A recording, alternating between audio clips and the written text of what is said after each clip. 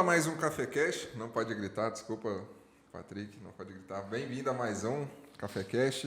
Agradecer de antemão o Loren que está produzindo e a parceira. Agradecer a Veros, Boutique Imobiliária, a Tria Advisor também. E, depois de 2 anos, como eu tenho dito, Café Cash, que vinha sendo muito procurado para estampar marcas, está aberto agora. Então, se você quiser falar com a nossa equipe, fala aí embaixo. Estou hoje aqui com um cara que é cofundador da Orla. Orla Experiência, né? Isso. Fundador da Vivace Estética. Vivace Estética, casado com a Natália Mendes, pai do Otto e do Tito, pastor na Igreja Casa. Eduardo Mendes, bem-vindo, bate na mãozinha. Maravilha. Tamo junto, irmão. Gratidão por ter vindo aqui. Imagina. Sábado de manhã, 2 meninos em casa, sem babá. Mulher brava. Nossa, sua esposa deve estar muito brava, eu tô pensando nisso, cara. Quero aproveitar aqui e pedir desculpas para a Natália. Amor, eu te amo. Você vai escutar isso depois. Tá. Espero que ela esteja mais tranquila quando ela escutar. É muito bom, cara. Gratidão enorme. Sei que sua agenda é puxada, tudo que você cuida aí, né, velho? O cara é pastor, né, velho? Pastor e também dono de imobiliária, né? Isso aí. Você gosta de cuidar de gente com problema, né? Exatamente. Não? Acho que faz parte da minha vida isso. Muito bom. Bora começar do começo? Acho que é a minha sina essa, viu? Cuidar de gente doente, né? Mais ou menos isso. O mercado imobiliário ele é um celeiro disso, inclusive. Né? Eu fui muito cheio de espinhos, né, pro mercado imobiliário e ele me transformou. Eu gosto muito. Gosto de começar do começo, Eduardo. Uhum. Você é de Goiânia, velho? Sou de Bela Vista. É aqui do interior? Quase Goiânia já. Quase né? Goiânia já, né, Sou velho? de Bela Vista. Você tá com que idade? Eu tô com 33. 33, pô, novo pra caramba. Sou de 89. Não, Fiz 33 esse ano. E morou lá em Bela Vista a infância toda? Como é que foi sua infância lá? Eu, na verdade, eu sou da fazenda, né? Então, sempre morei na fazenda. Meu pai mora lá até hoje, meu pai e minha mãe. Então, eu morei em Bela Vista durante 3 anos e meio, né? Porque acabou o transporte escolar e eu tive que ir lá meio que forçado, né? Mas a vida toda morei na fazenda, trabalhei com meu pai, na roça mesmo, na lida no dia a dia. Braçal, trabalho braçal. Meu pai, ele trabalhava com olaria, né? Com tijolo, cerâmica, né? Então, meu pai sempre foi olarieiro. Olarieiro. Se fosse para arriscar, eu ia falar olarista. Né? O olarista, né? Não pode ser olavista também, no caso. O olavista também pode ser, não tem problema nenhum. Mas meu pai sempre foi olarieiro, né? Ele tinha uma junta de bois, antes era tão manual o processo, né? Que meu pai tinha um cavalo, uma égua, que é a pratinha, eu lembro muito bem da pratinha, e uma carroça para transportar argila no fundo de casa, lá mesmo, para o picador, onde trabalhava o barro, a argila, para poder fazer o corte no tijolo. Meu pai mesmo cortava, era um processo totalmente manual. Ele amassava o barro, buscava no picador o barro, onde ficava a argila, passava ali, amassava o barro e ele mesmo cortava. E meu pai cortava 2.000 tijolos por dia, na mão. Sozinho? Sozinho. Meu Deus, 2.000 tijolos por dia. O trabalho era bem artesanal. E quanto que era um milheiro de tijolos? Se eu te contar, você fica assustado. R$27. 1.000 tijolos, R$27. Vez ou outra, vendia por pouco menos. Era tipo assim, 27 é um bom preço. Você tá brincando. O valor médio era 24, 25. Quando vendia muito bem, estava em escassez no mercado, meu pai conseguia vender por R$30 o milheiro, e aí ele soltava foguete quando vendia por R$30. Ganhava pouco mais de R$50 por dia. É isso aí. Cortando 2.000 tijolos. 2.000 tijolos. Imagina que seja um processo que arrebenta a mão, cansaço Total. físico. Meu pai é esquálido, magro, até hoje. Ele também fumava, hábito alimentar e de saúde péssimo. Aí meu pai cortava tijolo, e aí muito simples em casa, né? A gente tinha muita condição financeira. Meu pai teve uma época, na época de grande inflação, lá com cola, com fisco, mudança de tudo, meu pai perdeu tudo, né? Meu pai ficou com essa égua que eu falei para você, com esse cavalo, né? Que era a única coisa que ninguém quis levar.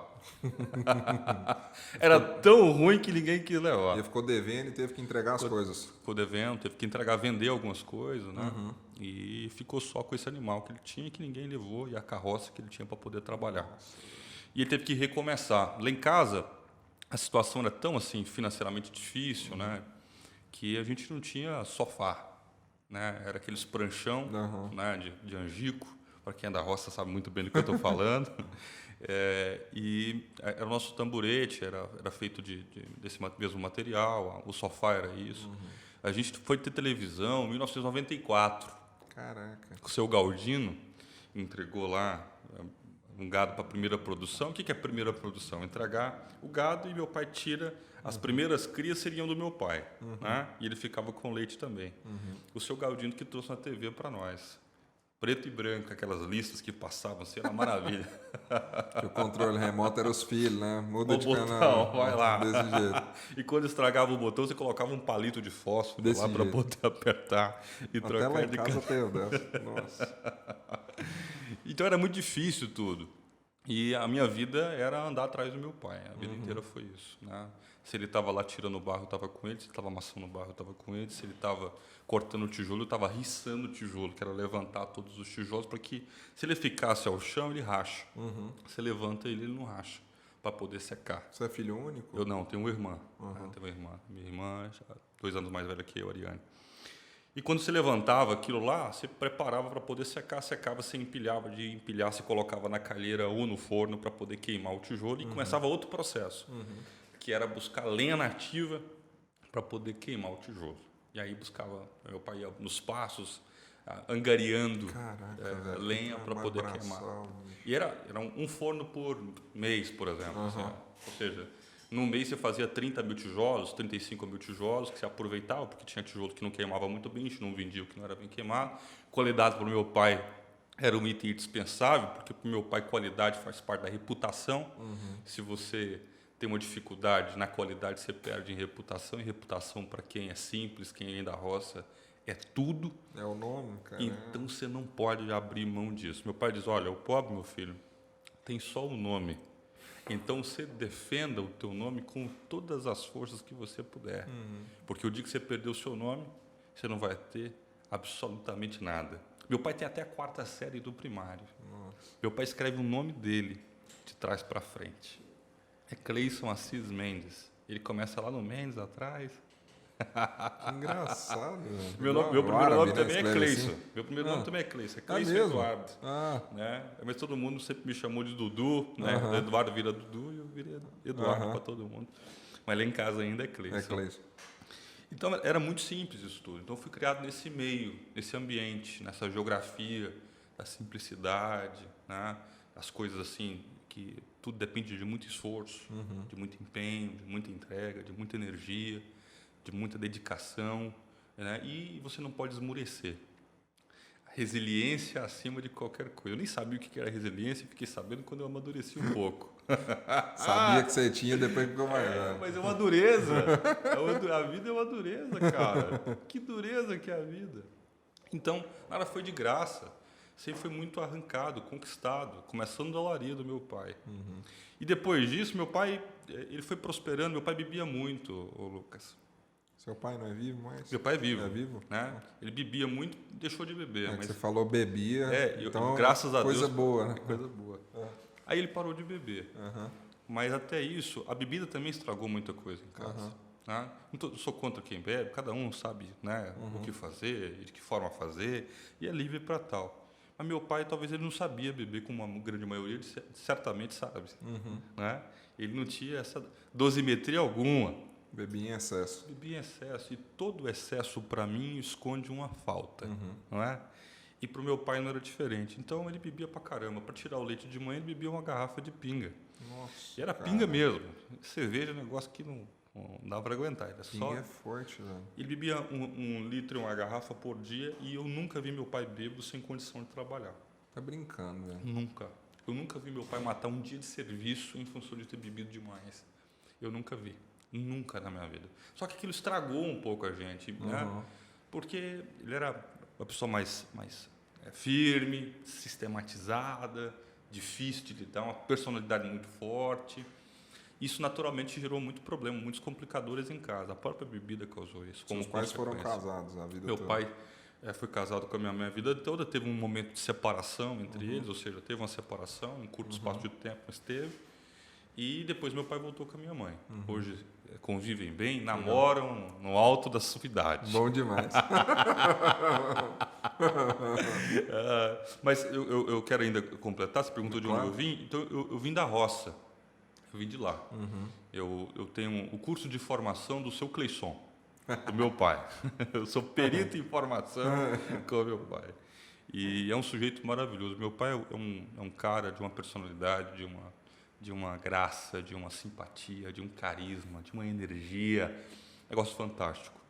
Então eu tenho o privilégio de, sabe, de ter convivido e ainda conviver com um homem grande pra caramba, maior do que ele nem faz ideia do tamanho que ele tem e do coração que ele tem também. Então todo mundo erra na vida. Meu pai errou, como qualquer outra pessoa pode errar, eu também erro, você, todos nós erramos, né? Mas ele mais acertou do que errou, né? E ele criou uma história, criou filhos para poder lutar, dedicar de forma incansável, sem pestanejar, sem pensar duas vezes, e fazer de corpo, alma, coração, espírito. E foi isso que a gente fez. Então, depois disso, essa virada do meu pai, ele conseguiu, ele parou de beber, conseguiu comprar máquina de tijolo, conseguiu industrializar o processo. Legal. Conseguiu contratar mais pessoas, então ele teve quase 20 funcionários, Legal. 2 máquinas. Ele Virou empresário. Virou empresário. De 2.000 tijolos manual, ele fazia 22 mil tijolos por dia. Nossa. Num processo já industrializado, já começou a comprar caminhão, começou já a contratar retroescavadeiras para poder tirar o barro lá, que antes era um processo muito mais na carroça mesmo que ele fazia, né? Então, depois da carroça veio o boi, veio uma junta de bois que meu pai tinha, era o colchete e o ramalhete. Aí depois já veio o caminhão, já veio a reta, as coisas foram mudando. E um dia, é engraçado falar do colchete e do ramalhete, Lucas, que era 2 bois muito mansos, né? Que colocavam uma canga em cima deles assim, para poder prendê-los, né? A fim de transportar o barro todo dia. E um dia o carroção atolou. Nossa. Tem um brejo enorme na porta de casa, no fundo de casa. Atolou o carroção.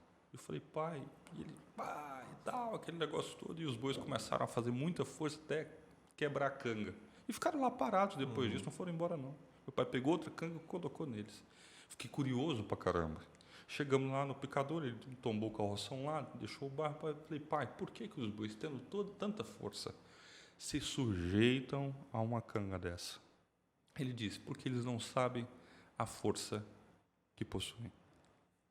E aí eu aprendi algo para a vida.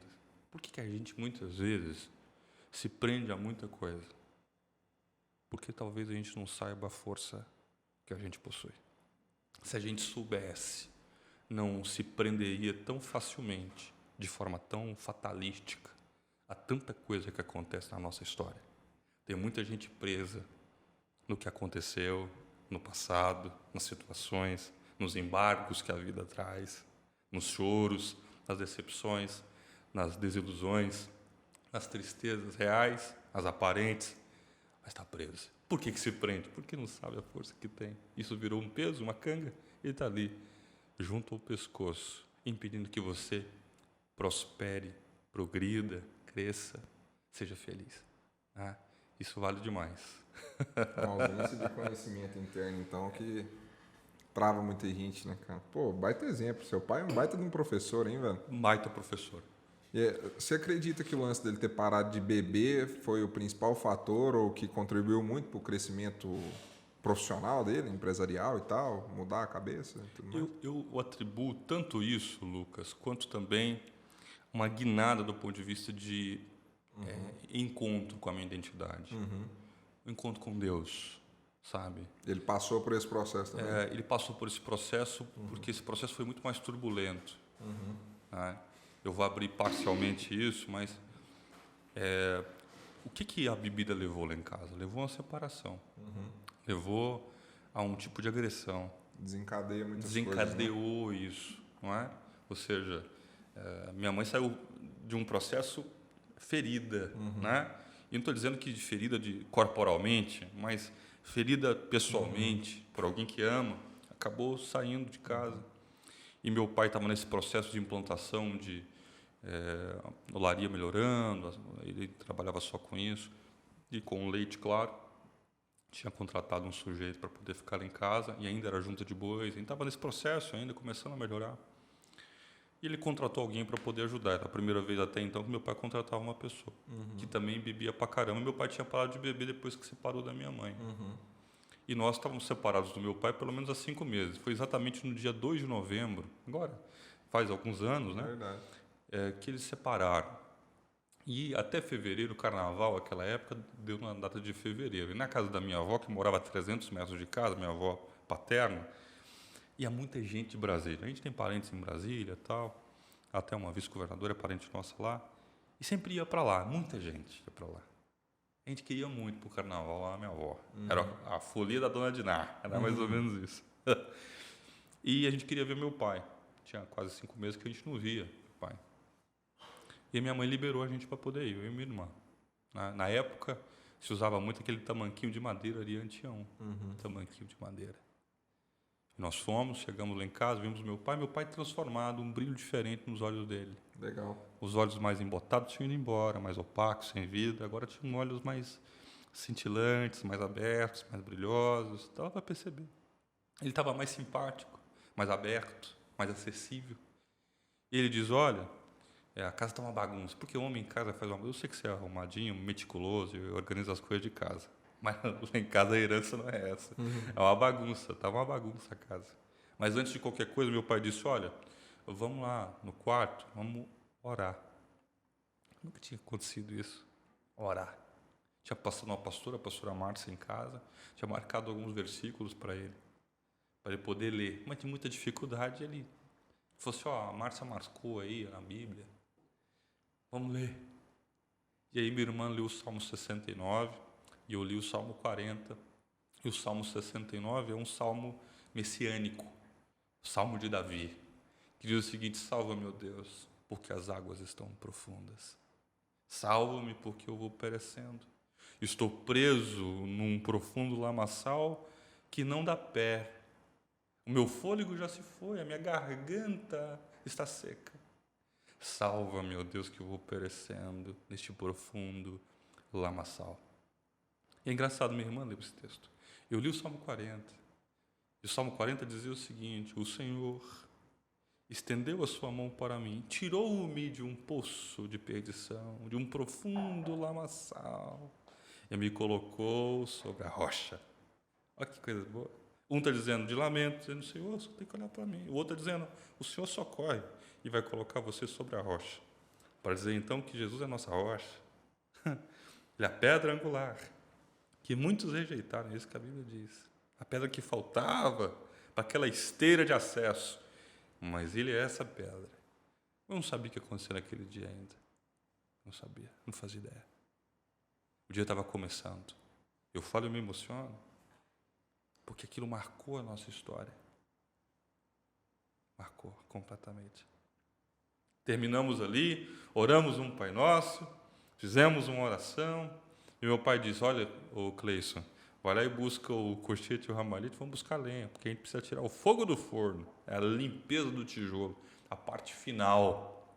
A gente não pode errar na parte final. Você fez bem o processo inteiro, não erre, por favor, na parte final. Não é? Você tem que sair com maestria, tirar o fogo do forno. E aí eu fui lá, peguei os bois, canguei os bois, colocamos no carretão, no carroção. Fomos buscar lenha pertinho de casa, porque a lenha é seca para poder tirar o fogo do forno. Lenha verde não pode, porque sai muita fumaça, polui. Então, é lenha, mas não é qualquer lenha. Tem que ser a lenha certa. Aí alguém está apresentando um trabalho e fala assim, não, isso aqui é um trabalho de lenha, mas não é a lenha certa. Então, de repente, não está dando certo por causa disso. Você está usando material certo, mas na condição errada. Por isso que ainda não encontrou o resultado que você espera, não é? E como é que meu pai sabia disso? Porque errou. Então, tem um processo até acertar. E é engraçado aí, vamos buscar lenha, vamos. Meu pai disse para minha irmã, Ariane, não fica em casa não. Vai lá para tua avó. Porque como está tão sujeito, está bêbado, eu não conheço esse cara, apareceu aqui na porta. Vai para lá. Ela disse, pai, eu vou colocar só água no filtro. A gente tinha um filtro de barro. Eu não sei se era São Judas, São João. Já viu que esse filtro de barro? Bom pra caramba, bom, água fresquinha lá dentro, não é? Aí o pessoal decora, coloca aquela capa bonita. É coisa da gente mesmo. E aí minha irmã falou, não, eu vou colocar só água no filtro. E aí eu vou lá para minha avó. Meu pai tá bom. Cleiton, bora lá? Bora. Fomos. Chegamos lá, 200 metros de casa, pertinho. Começamos a jogar lenha no carroção. Na hora que eu joguei o segundo, meu pai jogou o outro, ele falou, você sentiu um negócio esquisito? Eu falei, senti. Ele disse, vamos embora. Eu disse, vamos. Vamos sim, vamos agora. Vamos agora. E de repente a gente começou a andar, junto com o carro de boi. Daqui a pouco a gente abandonou o carro de boi. E foi correndo. E a terceira coisa foi gritando, Ariane! Ariane! E a Ariane não respondia. Não havia um som vindo de casa. Nada. E nós gritávamos mais forte, Ariane! Ariane! E nada da Ariane responder. E quando a gente chegou na porta da cozinha, abriu a porta. Só estava o tamanco da Ariane, a água na cozinha, esparramada, um tamanco, um só. Minha irmã não estava lá. 12 anos. Não estava lá. Fomos até o quintal, outro tamanco, marca de alguém arrastando ela. Minha irmã tinha sido levada. 12 anos, cara. 12 anos. Uma tragédia. Uma tragédia em cima de outra tragédia. E meu pai disse, corre na tua avó. Chama todo mundo lá. Precisam achar a Ariane. Eu fui, isso era de manhã, umas 10 horas da manhã, como agora, quase 10 horas. Fui lá, chamei todo mundo, Lucas. Fizemos arrastão durante o dia quase todo. E vim entardecendo. E o pessoal, as más notícias vindo, não vai encontrar morta. Porque sempre tem um portador de má notícia. Não vai achar, não. Hora dessa. O que esse cara fez? E todo mundo procura culpado, não é? Vai procurando um punhado de culpado. Caçando. Achamos nosso cachorro morto. A gente tinha um cachorro fila preto, grande, lindo. Achamos ele morto. Mas não achamos a Mariane. A noite caiu, meu pai tinha sumido. Com um facão na mão, sumido. O seu Cleisson. Apareceu todo cortado. Eu pergunto, acharam? Não acharam, sumiu de novo. Tinha um arrozal plantado em casa, fizemos um arrastão no arrozal. Nada. Veio anoitecer. Tardezinha, 6 horas, para anoitecendo. E eu estava lá, no brejo. Perto onde a gente arrancava barro. E os meus pés estavam cheios de lama. Eu lembrei do Salmo 69, salva, meu Deus. Porque eu vou perecendo. Estou preso. Um lamaçal que não dá pé. Atolei-me. Só o Senhor pode me salvar. E eu fiz a primeira oração sincera, cheia de vida na minha história. Eu disse, Senhor, eu sei que o Senhor é real. Eu sei que o Senhor existe. Por favor, traga minha irmã de volta. Minha avó veio, minha avó Diná.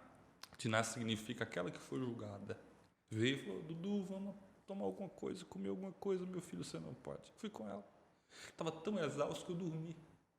Acordei de madrugada, gente rezando, gente orando, gente buscando, polícia, e nada da minha irmã. No outro dia, bem cedo, bem cedinho, eu fui até a porta da casa da minha avó, que ficava a 300 metros de casa, o portão. Fiquei lá, olhando para a estrada.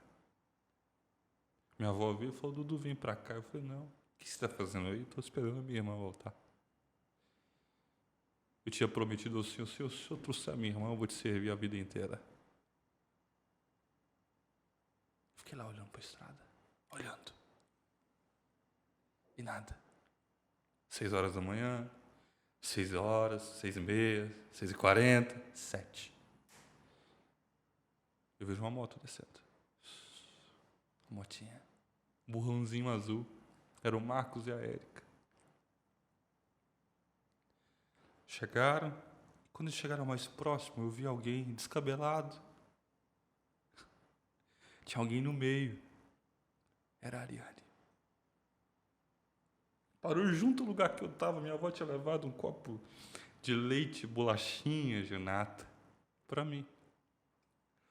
E quando a minha irmã chegou, olhou para mim junto ao portão e ela não disse: Cleison, olha como me machucaram, olha como me feriram, olha como estou com os pés inchados, calejados, marcada, olha como as minhas pernas estão doloridas, olha como meu corpo está cheio de hematoma. Ela não disse isso, não.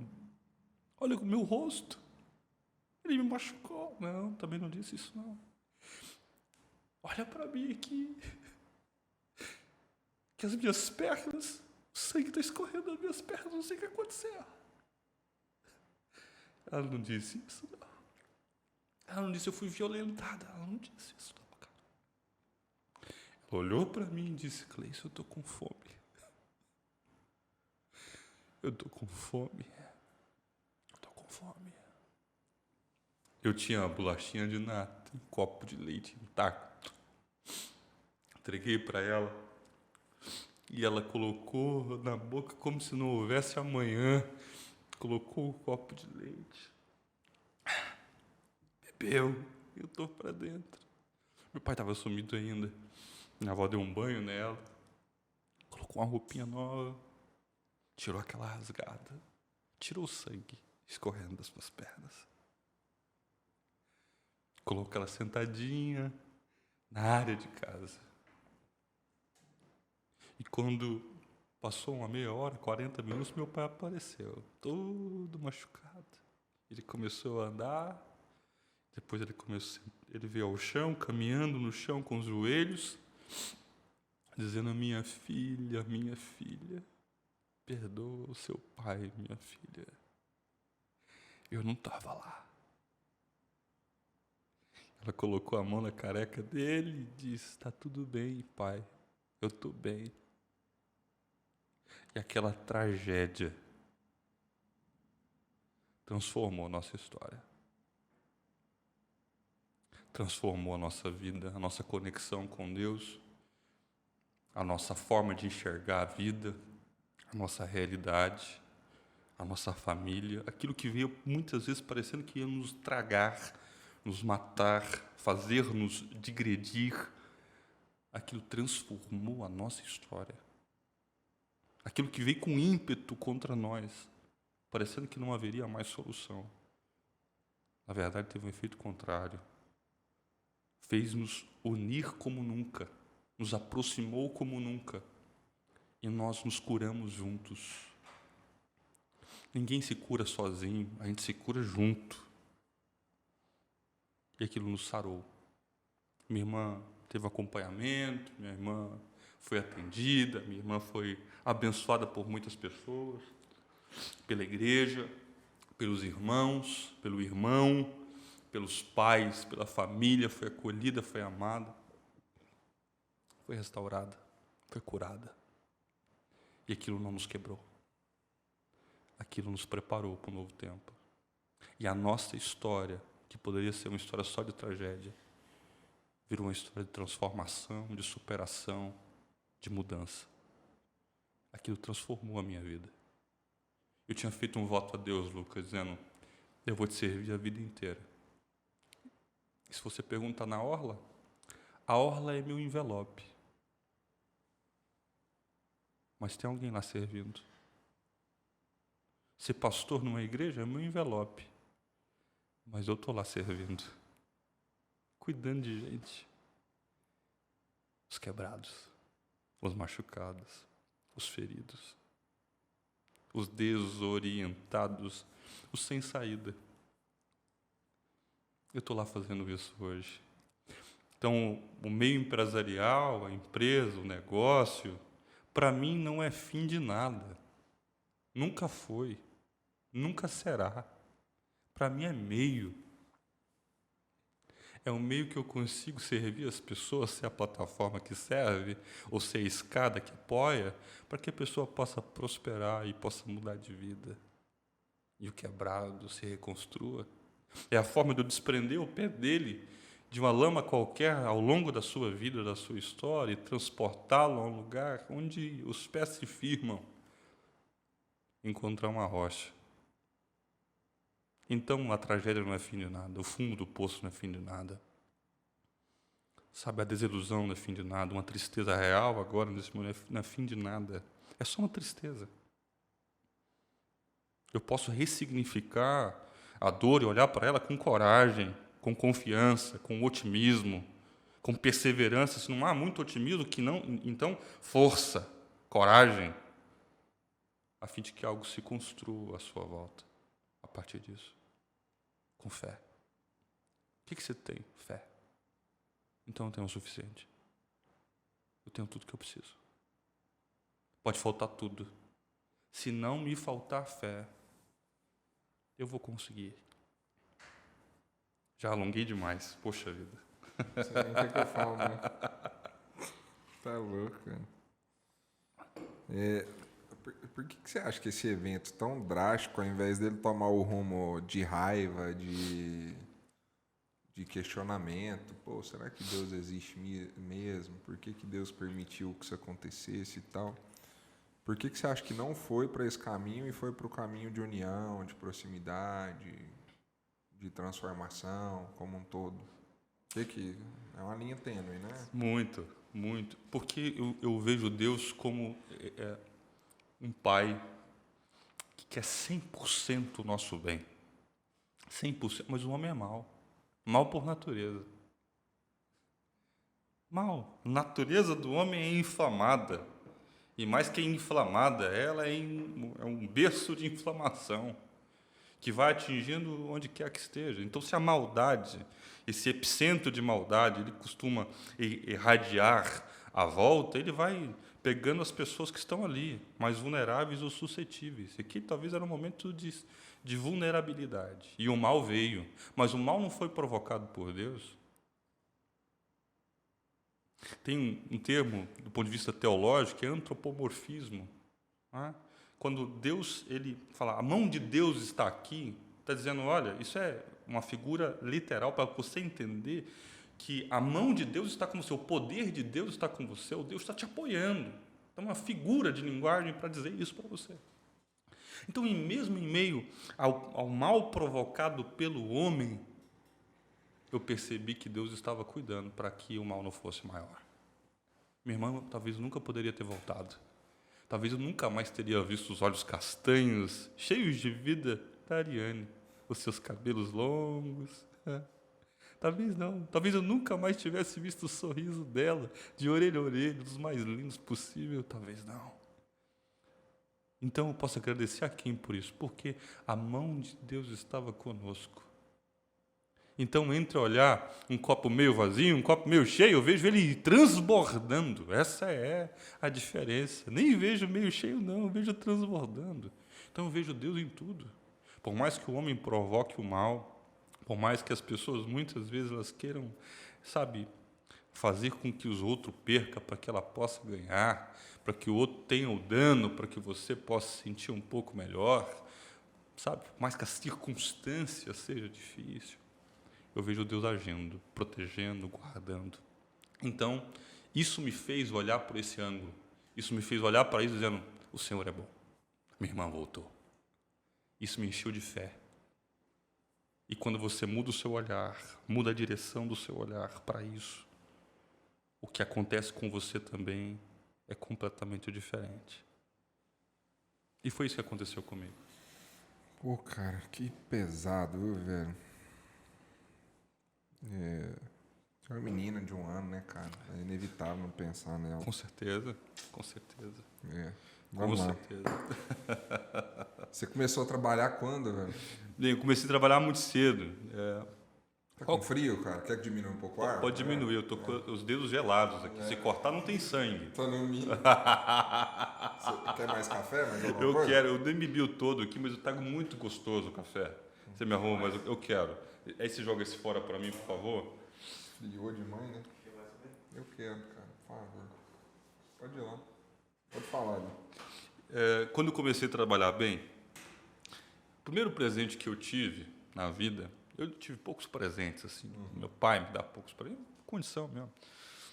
Minha mãe professora, meu pai com aquela dificuldade toda que eu falei para você no início. O primeiro presente que meu pai me deu foi uma enxada.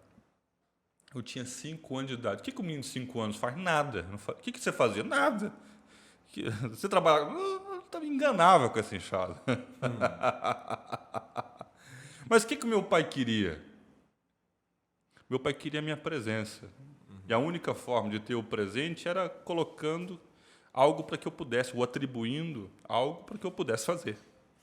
E a forma de ter o meu pai perto, ou ter-me perto do meu pai, era fazer o que o meu pai fazia. E o que o meu pai fazia? Capinava o arrozal que ele plantava, o feijão que ele plantava, porque meu pai plantava essas coisas para manutenção de casa. E aí tinha que fazer, limpar o mandiocal, limpar o arrozal, arrancar feijão, bater arroz, essa coisa toda eu fazia junto com meu pai. E com 5 anos ele me deu uma enxada. Aí alguém dizia, poxa, o Cleison, cara, explorando o menino desse tamanho. Enxada maior que assim. E aí eu queria que cortasse igual a do meu pai. Eu vi que ele cortava demais. O bicho era bom de enxada. E eu queria que cortasse, não cortava, eu não dava conta. Eu falei, pai, amola minha enxada. Ele vinha com a lima, passava 2 vezes e meia. Tá bom já. Só pra valer.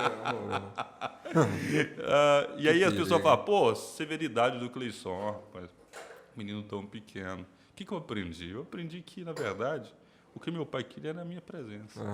Né? Ele não queria o meu serviço. Ele não queria minha força física. Ele sabia que Pode pôr aí direto, Patrão. podia esperar muito pouco sobre isso. Sim, Obrigado, bom, né? viu?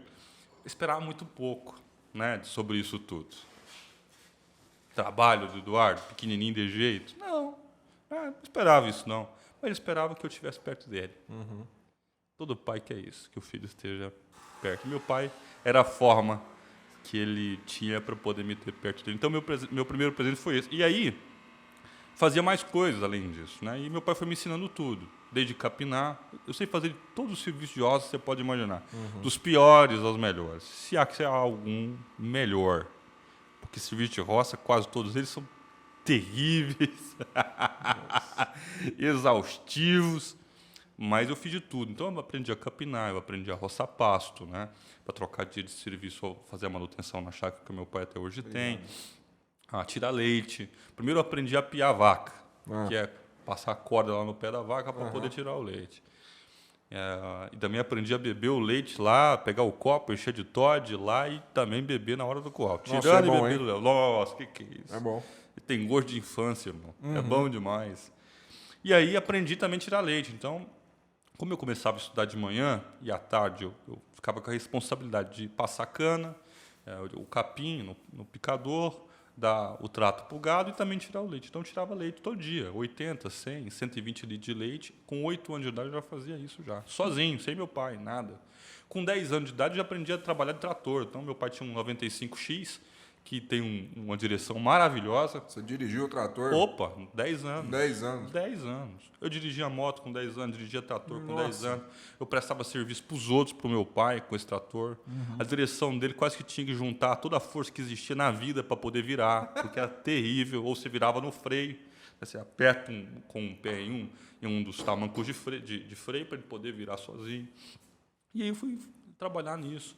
Depois meu pai, com os caminhões, na olaria e tal, com o negócio começando a acontecer, também comecei a trabalhar com meu pai no caminhão. Então eu aprendi a dirigir com 12 anos um caminhão 1113.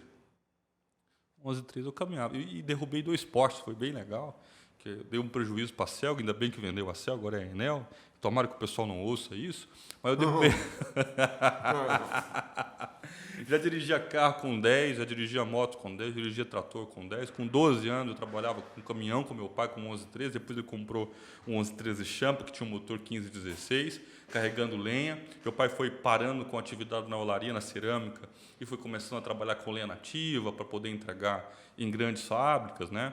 A LF Castro lá em Orizona, Vianópolis, até aqui em Goiânia mesmo. E eu comecei a trabalhar junto com ele.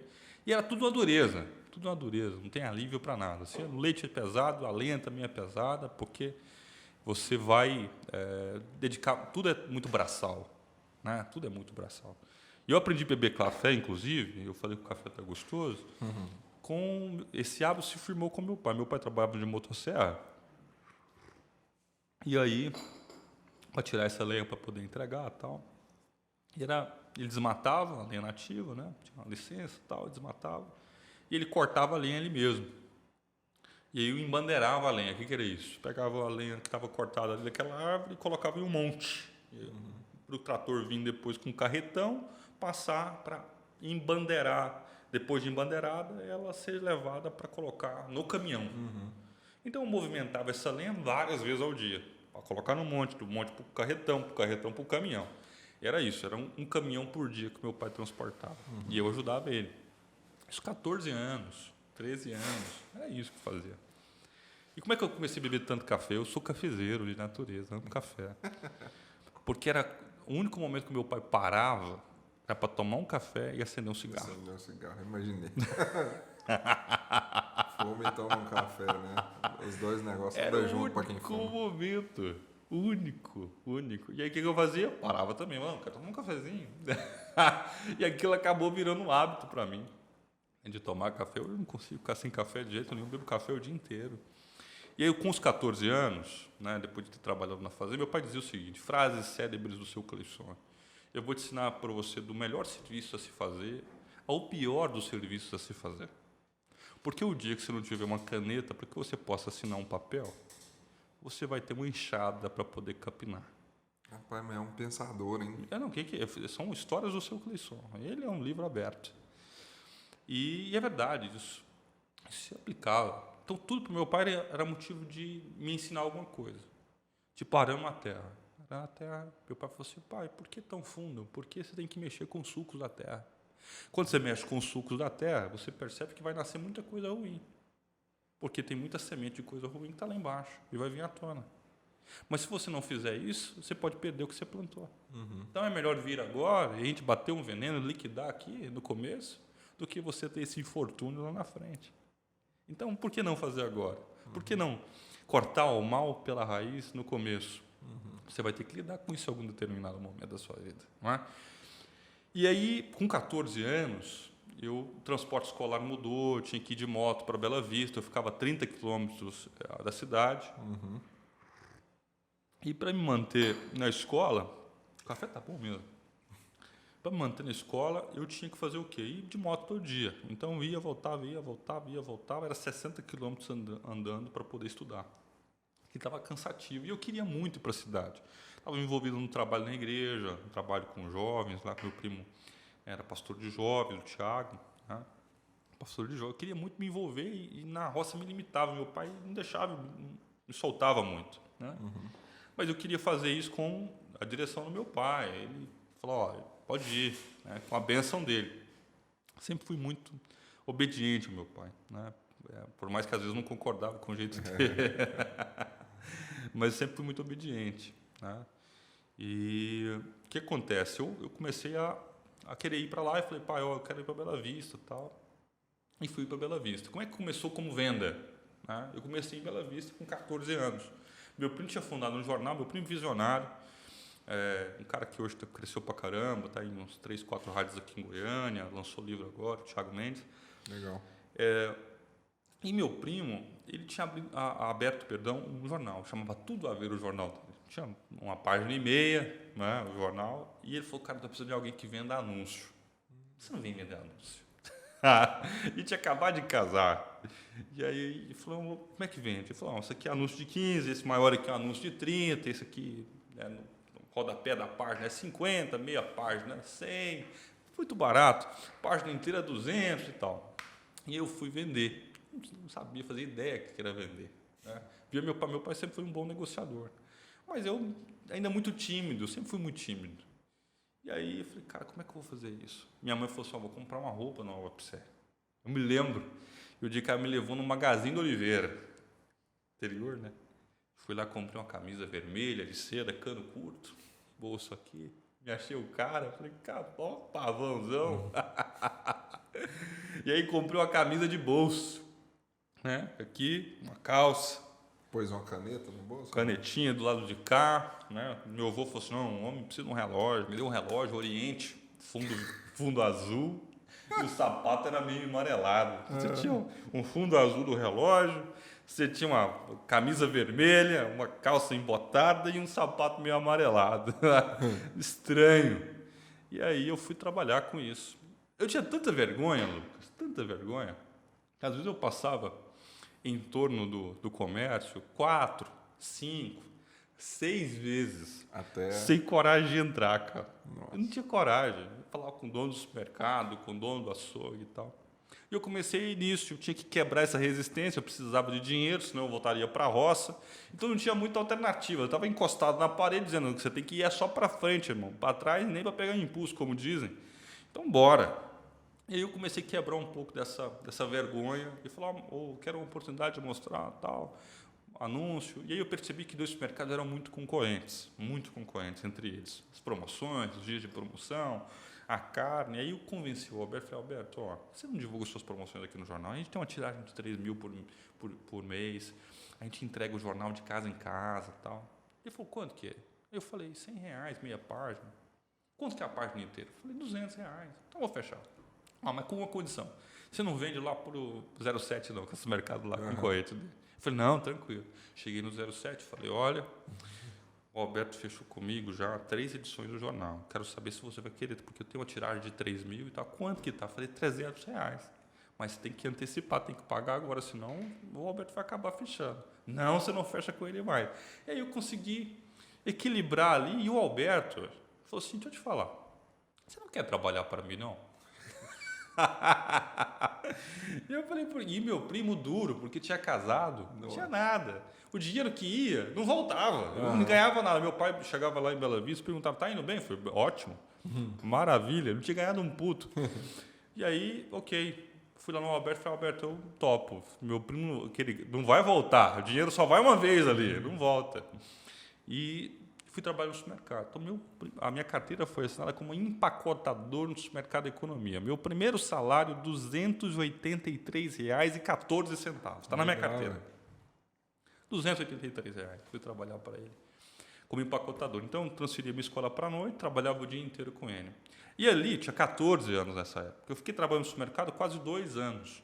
E eu comecei no pacote, fui para a seção, porque aí você sabe que tem uns níveis lá, né? Qual que é o desejável? Cara, reposição e conferência é o top.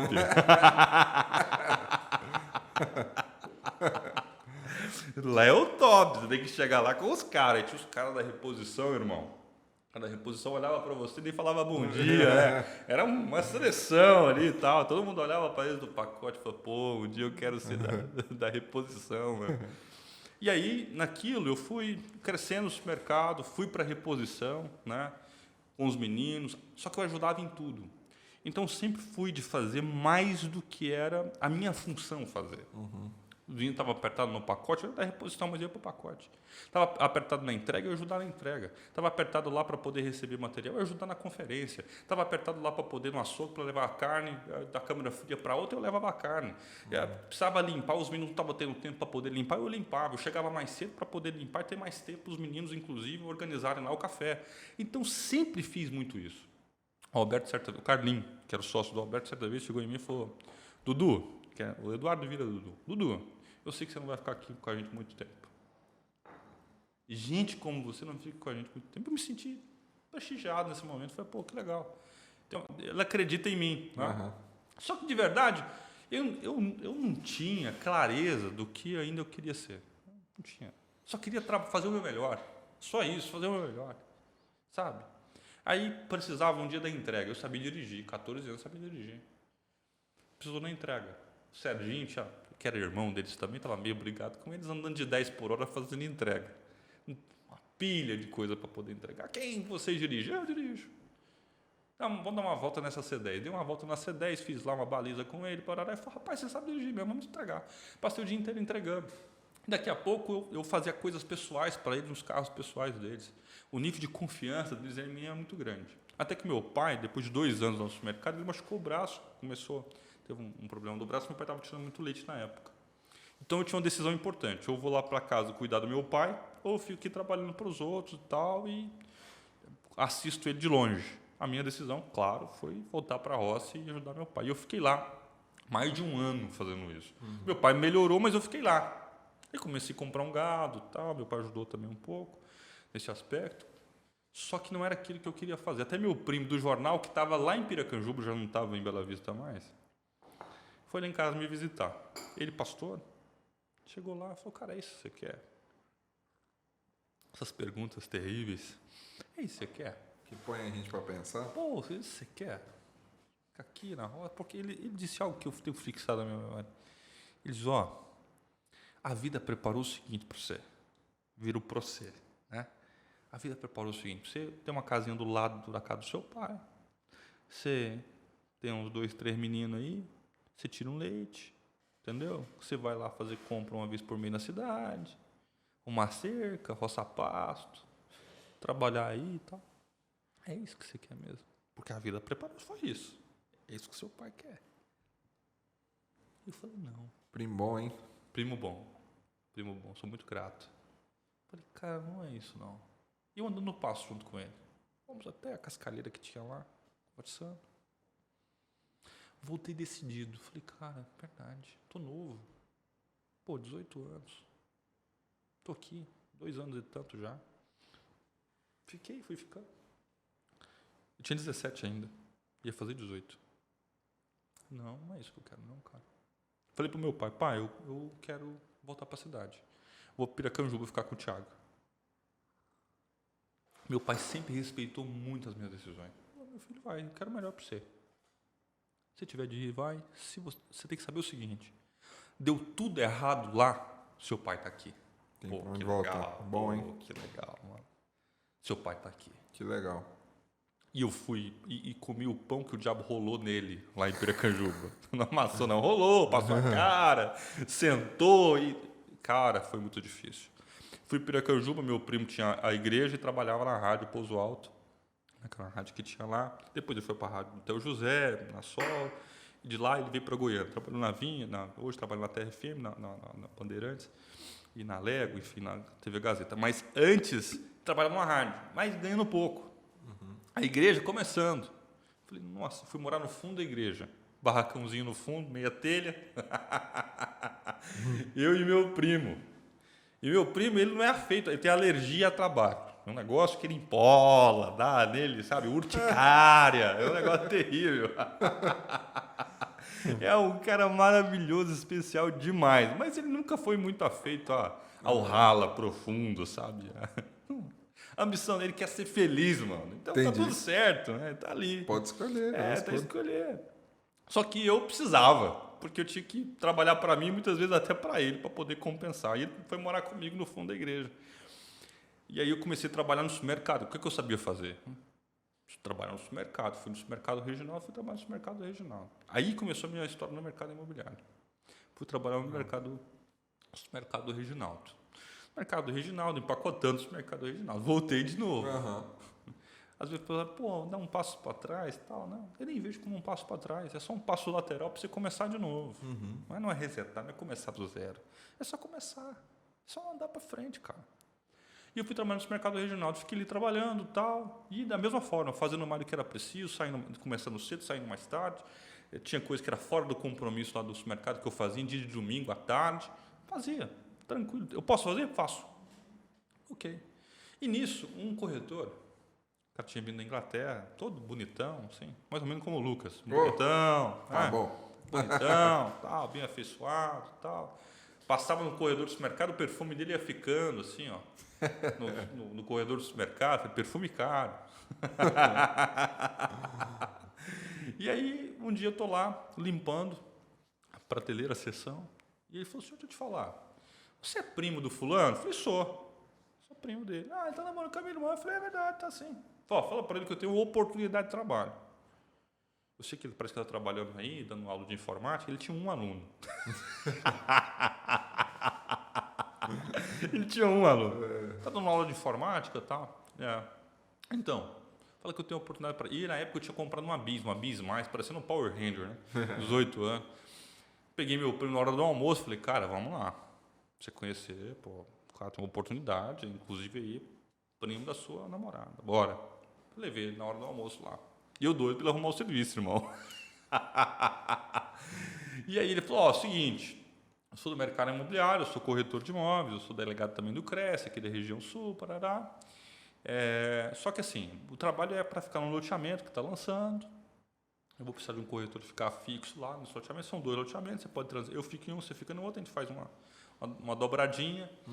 Só que não tem ajuda de custo, não tem salário, não tem nada disso, né? Só que você tem uma remuneração de tanto, e era baixo porque não tinha Cresce, tinha que tirar o Cresce, era tipo 0,95. Tem que tirar o Cresce. Aí depois que você tirar o Cresce, você ganha 1,2. Era mais ou menos isso a proposta dele lá. Aí meu primo, não, tá, então vou pensar. Olhei pra cara dele, falei, putz, vai pensar porcaria nenhuma. Olhei nada, falei, ei, Éder, o que você achou? Saiu de lá, o que você achou? Eu gostei, né, eu tinha gostado. Falei, pô, o cara pode fazer o salário no mês inteiro, num dia. Você tá maluco? Eu falei, Éder, o que você achou? Ele falou, você tá doido? Não ganha nada. Não ganhar nada, você tá maluco? Não, mas prefiro aumentar meus alunos lá do COC e eu trabalhando lá para poder ganhar mais alunos, tô tranquilo, meu custo é baixo. Olha a cabeça. E eu já fiquei olhando e falei, cara, como é que pode? O que eu fiz? Fui atrás do cara. Eu aceito. Fui atrás dele, bati na porta da casa dele, depois do expediente do mercado, cheguei e falei, a oportunidade é só para o meu primo ou está aberta para outra pessoa? Ah, seria o seu primo que é conhecido e tal. Mas você está interessado? Você não está trabalhando? Eu falei, estou trabalhando, mas eu tenho interesse. E eu falo com o Reginaldo, mas quando você poderia começar? Amanhã. Eu falo para o Reginaldo agora. Eu falo, não quero cumprir aviso, tal. Então vai lá e conversa com o Reginaldo. Eu falei, beleza. Fui no Reginaldo, conversei com ele, ficou puto comigo primeiro, depois entendeu. Eu falei, você vai ser corretor? Tudo passa fome. Você vai no Banco do Brasil ali agora, você vai ver um punhado encostado com o pé na parede do Banco do Brasil, lá tudo corretor. Eu falei, não, mas eu quero loteamento para poder ficar. Não, aquilo não está sem vender, moço, não vai vender nada não. Eu falei, não, eu quero, eu vou. Tomei a decisão, fui. No outro dia eu já estava lá com o cara, falei, estou pronto. Cheguei cedo, ele nem estava pronto, ele estava tomando café. Estou pronto. E aí ele me levou para o loteamento e tal. Tinha um loteamento que estava abandonado. Era o Recanto do Bosque. O Recanto do Bosque, meu irmão. Tem no Brasil inteiro, né? Tem no Brasil inteiro, tem Recanto do Bosque. E o Recanto do Bosque estava um matagal. Você não achava o lote, você não achava ninguém lá dentro. Ele me levou uma tenda encoberta lá por um punhado de mato. Ele falou, vou limpar a tenda, vou jogar uma brita, eu vou trazer uma mesa, uma cadeira, você fica aqui. 8 a 18, top. Vou colocar uma faixa ali, vende esse lote, você está tudo certo, isso é o que você precisa. Está aqui o mapa, está aqui a tabela. Como é que funciona a tabela? Assim. O treinamento que eu tive foi top, foi tipo de 15, 20 minutos, e eu tive esse treinamento, foi maravilha. Bom demais, velho. Não sabia fazer uma conta lá do lote. Pelo menos teve. Se o cara fala assim, me dá uma conta aí, qual que é o juro projetado? O que é juro projetado? Sabia porcaria nenhuma. Ok, fiquei lá. Primeira semana. Ficava cedo, saía de tarde, não parou ninguém. Parou um cara a perguntar informação. Ali que é o fórum? Eu falei, é o fórum lá. Eu falei, cara, eu preciso fazer alguma coisa. Tinha muito mato, a tenda estava coberta, tinha um trator da prefeitura passando. Eu falei, irmão, vem cá, quanto você cobra para dar uma limpada aqui na frente? Não, moço, aqui é da prefeitura, eu faço na hora. Eu falei, então faz para mim. Fui lá no Turco, comprei umas bandeirolas, peguei umas madeiras na marcenaria, peguei umas madeirinhas, finquei madeira com uma bandeirola até na faculdade que tinha lá em Piracanjuba. Falei, alguém vai me ver, irmão. Preciso ser visto por alguém. Fiz isso na sexta. E aí coloquei as bandeirolas. No final do dia você tinha que tirar. Senão, some as bandeirolas. Arrancava tudo. No outro dia cheguei cedo, 7 horas da manhã, coloquei as bandeirolas. Cara, coloquei as bandeirolas. Deu 9 horas para uma S10 Executive. Quem tinha S10 Executive? Só Barão tinha S10 Executive. Você lembra disso? Claro, tá Só louco. tinha Barão que tinha S10. O cara parou na No interior ainda, carro dos sonhos, tá louco. Loteamento. Eu falei, loteamento, então. Tá. Onde tá o lago? O lago tá aqui e tal. Tá bom. Vamos lá, pra você conhecer as quadras. Bora. Entrei com ele, falou, essa quadra aqui é a quadra perto do lago. Ainda vai dar uma limpada aqui na parte superior ainda, vai ficar bom. A vista aqui é definitiva. Sabia porra nenhuma de quase nada, mas isso o Davi tinha me dado de argumento. Falou, isso aqui e tal, isso aqui você pode utilizar. E eu falei com o cara, falou, não, gostei. Vamos voltar lá pra tenda. Voltamos pra tenda, ele falou assim, abre o seu mapa. Abriu o mapa. Ele falou, qual que é a quadra 8 frente ao lago? Essa. E ele foi marcando. Na quadra 6 de cima, marcou 2 lotes. Quanto que dá esses 10 lotes? esses 10 lotes? Cara, eu não sabia fazer a conta. Eu fiquei tão assim, 10? Tem certeza? 10? Falei, não sabia fazer a conta. Não sabia. Quanto que fica? Liguei pro Davi, cara, você precisa me ajudar aqui. O cara quer comprar 10 lotes. Ele falou, mentira. Nem ele acreditava. Falei, não sei, cara. Dá um pulo aqui. E aí fui fazendo conta para ele lá, do que dava a entrada, se ele quisesse pagar e tal. O Davi chegou. 5 minutos, o Davi resolveu com ele. Você quer pagar à vista? Parará. Foi fazendo pergunta. Fica olhando, falei, cara, tem que fazer a pergunta pro cara, né, bicho? Transfere a pagar, pressão. transfere o negócio, pergunta para ele de que forma encaixaria para você, você pensou em pagar à vista ou não, você quer fazer um plano curto, você quer seguir tabela, de repente para você não quer descapitalizar. Esses termos eu nunca tinha ouvido na minha vida. Descapitalizar, tal. Porra, quero ser assim. O cara fechou 10 lotes. Eu ganhei uma comissão naquele dia para mais de um ano de trabalho. Alegria, falei, você tá maluco com o mercado imobiliário, mas nunca na minha vida, você tá maluco. E não larguei mesmo. Então, eu continuei trabalhando com ele, cara. alternando o lugar de trabalho. Eu tinha um loteamento que chamava Jardim Goiás, inclusive, e o Recanto do Bosque. Trabalhava nesses 2 lugares, só que Piracanjuba tinha um limite. Estava em Piracanjuba, tinha um limite de mercado, tinha um limite de crescimento. Na época, eu estava namorando, as coisas não caminharam muito bem lá. E eu falei, cara, eu quero sair de Piracanjuba. Para onde que eu vou? Vou para Goiânia. E foi para onde eu vim. Então, a minha jornada em Goiânia começa a partir do meu sucesso dentro do mercado de lotes em Piracanjuba. E por causa do mercado imobiliário. E por causa que legal, hein, cara? E aí você vem para Goiânia, aquele trajeto de centro do corretor, imobiliária grande e tal, lançamento. Onde eu fui parar? Adão. Não. Não? Todo mundo trabalha na Adão? Onde eu fui parar? Eu tinha visto um anúncio, abri um anúncio, estava morando na kitnet, lá no Universitário. Em cima ali, perto do posto Shell que tem. Unitintas em cima ali. Eu, minha tia e meu primo. Quem que era o meu primo mesmo, que estava lá em Piracanjuba. Trouxe ele, agregado. Eu trouxe ele. E aí moramos juntos, era revezamento para dormir, kitnet para os 3. E aí começando, tinha comprado um carrinho, já tinha um golzinho e tal. Não tinha muita reserva financeira. Né? O meu custo ainda era alto, eu tinha a questão ainda de faculdades, coisa toda. Aí beleza. O que eu fui fazer? Olhar no jornal. Quais eram as oportunidades que tinham? Tinha a Xangai que estava contratando, Xangai Imóveis. Antigamente esse era o trajeto, né? O Olhei anúncio do jornal. Anúncio do jornal. A oportunidade para corretor de imóveis e tal. Falei, pô, vou lá. Fui. Cheguei, estava a Tatiane de Uberlândia, que estava junto comigo, a Fátima. A gente conhecia algumas pessoas lá. E uma coisa que a igreja me ajudou foi a me desinibir. O teatro na igreja, essa coisa toda e tal. Isso me ajudou bastante. E eu conheci, já fiquei amigo do pessoal. Legal. E aí foi fazer, vamos treinar os produtos aqui. Quais que eram os produtos? Você conversou com o dono lá? É Xangai o nome dele mesmo, né? Seu Xangai. Eu não sei o nome exatamente dele. Ele é cego, né? Cego. Cara, tem lógico, Patrick, o cara é cego. E é dono dos maiores imobiliários de Goiânia. E sempre trabalhou cego, mostrando imóvel e tudo. Pensa, né?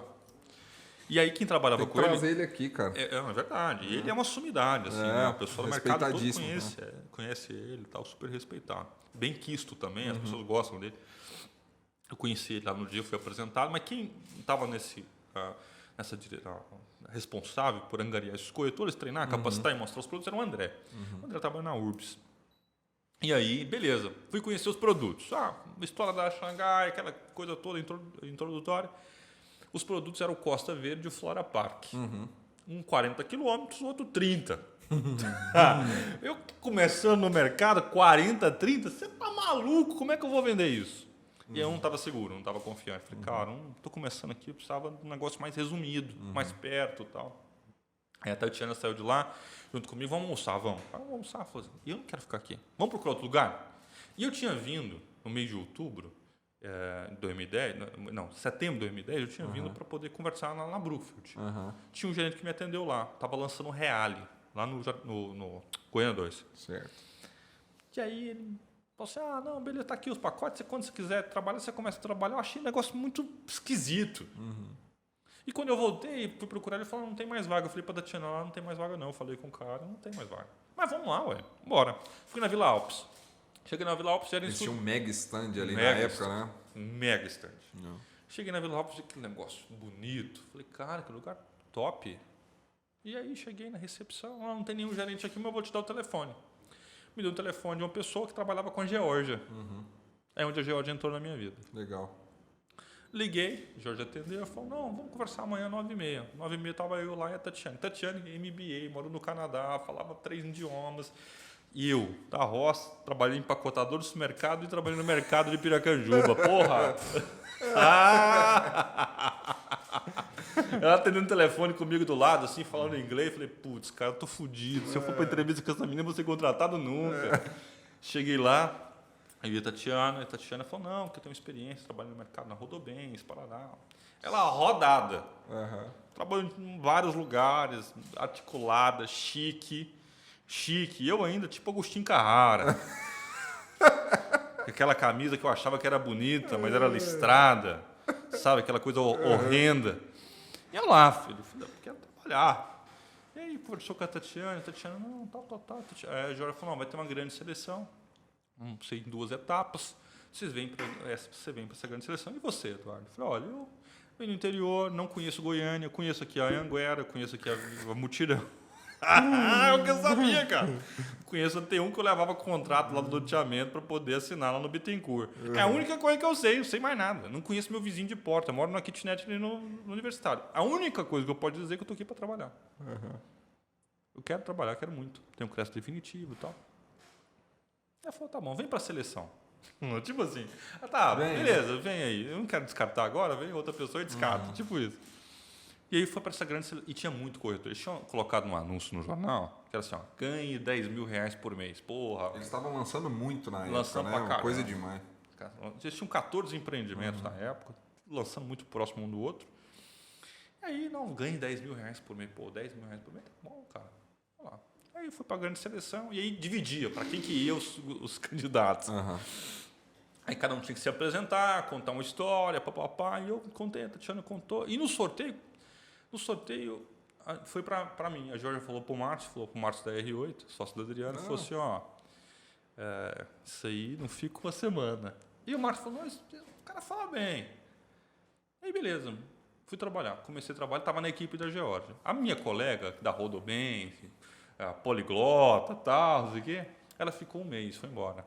Não quero ficar não, rotina muito pesada. E tinha muito plantão, o negócio exigia muito do corretor. Ação de rua pra caramba, montar tenda pra caramba, panfletagem pra caramba, essas coisas malucas que existem, né? E na época era de forma muito mais contundente. Era muito. Então você tinha que armar a tenda cedo até a tarde. Era bem normal, né? Era normal. Não tinha esse negócio de tráfego. Começou assim, pouco tempo. 6 anos pra cá, 5 anos pra cá. Mas lá não, irmão, era abraçal, tendinha, apartamento aqui, consulte o corretor, pré-cadastro e tal. E aí eu comecei nisso, só que no primeiro mês não vendi, segundo mês não vendi, terceiro mês não vendi. E gente que tinha estado com 20 dias vendendo, cara. Eu falei, putz, cara, tem alguma coisa errada comigo, não é possível. Não é possível. A gente entrou 40 dias, vendeu. Pô, 1 milhão, vendeu 2 apartamentos no Paisagem. Eu falei, putz, não é possível, mano. E terceiro, aí venda caiu. Eu gerei um contrato no Mirage caiu. Gerei um contrato na Clarela caiu. Nossa, isso é ruim demais. Falei, cara, mas não é possível ter alguma coisa errada. Tem uma zica, uma urucubaca, não sei o que faz. E aí, irmão, eu fiquei sem reserva, porque no 4º mês acabou minha reserva. Porque tinha custo de vida aqui em Goiânia, que era mais alto, e tinha compromisso ainda com faculdade, parcela, de carro. E isso começou a dar problema. Eu fiquei sem dinheiro, Lucas, para poder ir trabalhar. Eu fiquei sem gasolina para abastecer meu Golzinho G4. Não tinha. 0. E eu falei, cara, eu preciso trabalhar. Vou vencer esse negócio só trabalhando. Com esforço. Não tem esse negócio, não. O que eu fazia? Deixava o carro lá no posto e a pé. Na época, o eixo era 50, eu lembro, 50 centavos o eixo. Eu não tinha 50 centavos. Tinha vergonha de pedir para minha tia, porque ela, no primeiro mês, ela já começou a honrar o aluguel. Sozinha. Então, não pedia meu pai vergonha. Meu pai falava, não, cara, você está passando aí? Volta, você está maluco? Eu falei, não, cara, vou ter que suportar sozinho. Eu levantava às 5 horas da manhã, 5h30. Rapava para o stand, lá para Vila Alpes, a pé. Chegava lá, suado já, porque o sol depois das 6 horas começa a ficar quente pra caramba. Esperava um pouquinho, entrava no stand, pegava a tenda, ia pro plantão. É isso, não almoçava. A Brusque, graças a Deus, na época, ela dava pão e leite na parte da manhã. Legal. Aí que eu chegava, passava pra cantina, pegava um pão e enrolava num papel. colocava no armário, tomava um cafezinho preto, ia pra lida, como diria lá na roça. Esperava todo mundo almoçar, que eu tinha vergonha danada. Pegava aquele pão, um copo de leite e o almoço. Primeira semana, segunda semana, terceira semana, quarta semana. Desse jeito, 5 meses, nada. E aí um dia o diretor da Brookfield, na época, chegou na Geórgia e falou, deixa eu te falar, manda esse menino embora. Ele é um passa-fome. Comedor de... Com essas palavras, comedor de pão. É um passa-fome, cara. Manda embora. A Geórgia falou, não, cara, o que está acontecendo com ele é circunstancial. Ele conhece todos os produtos, estudou todos os memoriais. Ele é altamente técnico. Talvez seja até um problema ser tão técnico. Mas ele vai dar conta, ele vai ter resultado. E vez ou outra, a Geórgia colocava um dinheiro de combustível, requisição de combustível no meu bolso para eu poder transitar. A pessoa que acabava rápido. Pessoa muito boa, né, cara? Não, você tá maluco. Eu vou te contar mais ainda. E aí ela chegou em mim quando ele falou isso para ela. Comedor de pão, passa fome e tal. Tá vindo aqui só para comer o pão da Brookfield. Ela chegou em mim e perguntou, Eduardo, você tá almoçando pão todo dia? Eu disse, estou. Mas não tem problema não, estou bem. E ela diz, a partir de hoje, o que eu como na minha casa você vai comer. A partir de hoje, o que eu como na minha casa você vai comer. E todos os dias, a Geórgia trazia uma marmita, colocava em cima da geladeira na cantina da Vila Alpes e dizia, Eduardo, seu almoço está lá. Massa demais. O que eu tenho? Gratidão. Eu tenho. Gratidão. Gratidão a Geórgia pra caramba. Talvez se não existissem instrumentos, pessoas que são instrumentos, e talvez nem saibam que o são, eu não teria permanecido, talvez. Porque tem hora que você está tentando tanto que você fala, cara, será que eu estou no caminho certo? Não é? É natural que você se pergunte isso. Apesar de tanta força, apesar de tanta fé. E aí, cara, eu pegava todo dia aquela marmita, orava pela Geórgia, pela família dela, pela casa dela. E quase chegando no 6º mês, eu vendi. Vendi um paisagem. Pô, peguei 8 mil de comissão, falei, cara do céu. Cheguei na Geórgia e disse para ela, quanto que eu te devo? Ela disse, nada. Porque o que você fez em silêncio, sem nunca reclamar, eu nunca te vi reclamar. E não pediu nada pra ninguém, né? Para ninguém. Eu nunca te vi reclamar. Legal. Eu nunca te vi pestanejar, passar um plantão, faltar um plantão, faltar uma escala, mesmo passando o que você estava passando, sem falar para ninguém. Foi a maior lição que eu aprendi até hoje. Então, eu tenho que te agradecer. E aí, cara, eu dei uma resolvida nas minhas contas, me organizei, e a partir daquele momento eu nunca mais deixei de vender. Pô, legal. Então, eu vendia todo mês, só faltava um mês, no outro mês eu vendia 1, 2, e assim foi indo. Isso 2010 para 2011, 2011 foi dessa forma. Então, a partir do 2º semestre eu fui bem, e no ano de 2012, ainda como corretor, me selecionaram para ir para Brasília para lançar o BCP em Brasília. Eu fiquei entre os 10 corretores que mais tinham vendido. Que legal. Né? Eu fiquei entre os 10 corretores e falei, Eduardo, eu vou mandar para você para Brasília para poder liderar uma equipe lá, ajudar a liderar. Pô, ajudar a liderar? Menino, cara, 20 anos, pô. Novo. Fui, né? 22 anos. Fui para lá. E quando eu cheguei lá, turma, tudo sênior. Eu mais novo na turma. Difícil, porque cada um quer fazer o que bem entende, né? E aí eu me esforcei muito. Eu vendi, mas 3 colegas venderam na primeira semana e tal. E foi um bom trabalho que a gente realizou em Brasília. Quando eu voltei, a Geórgia me chamou e falou assim, olha, a Brookfield vai mudar, vai fazer uma transição para a BR House, eu vou ser para diretor, vou subir para a diretoria. E eu quero que você seja gerente. Vou subir uma colega primeiro, mas depois você vem em sequência. Você prepara aí, qualquer momento eu te chamo. Eu fiquei lisonjeado. Beleza, tá bom. A Geórgia subiu para a diretoria, foi em dezembro de 2012. Subiu para a diretoria, ela chamou essa outra colega e no mês de março de 2013 eu fui para a gerência. Ela me chamou e falou assim, eu quero que você assuma uma equipe. O gerente está aí, está desmotivado, fazendo 400, 500 mil reais por mês, não é produtivo, não está produtiva a equipe. E no entender aqui da diretoria, executiva e tal, é para mandar todo mundo embora. Fazer o limpa. Fazer o limpa. Eu falei, então você me dá a oportunidade de conversar um por um? Antes de tomar essa decisão? Pô, eu sou o cara que deveria ter sido mandado embora. Não é? É. Ele falou assim, Eduardo, você tem liberdade. O que você achar que deve fazer? Assumi a pior equipe em resultado. Em março de 2013. Nós ficamos em segundo em 2013. Pô, cara. A mesma equipe. Sem mandar ninguém embora, sem contratar ninguém. A mesma equipe. O que foi a sua conversa? O que você O que fez? está acontecendo? Por que você está tão ausente? Abre o coração aqui pra mim. Está pegando contigo. Por que você acha que você atribui a falta de resultado? É massa porque você passou por isso, né, velho? E às vezes até você ficou pensando, mesmo sem reclamar, mesmo sem nada, você ficou pensando assim, por que ninguém veio entender por que eu tô como eu tô? Entende? Muita gente na época, o Jorge tinha 20 e tantos corretores, pô, era mais difícil para ela fazer gestão. Naturalmente, quem demanda mais ela vai dar mais atenção. Aí eu fui entender, cara, o que está acontecendo? Aí um tinha um outro trabalho, o outro fazia 2 turnos, o cara era segurança à noite e tal. E eu falei, cara, você vai ter que tomar uma decisão. Em abraçar isso como profissão. Em colocar os 2 pés aqui dentro. E um por um fui entendendo o contexto de cada um deles.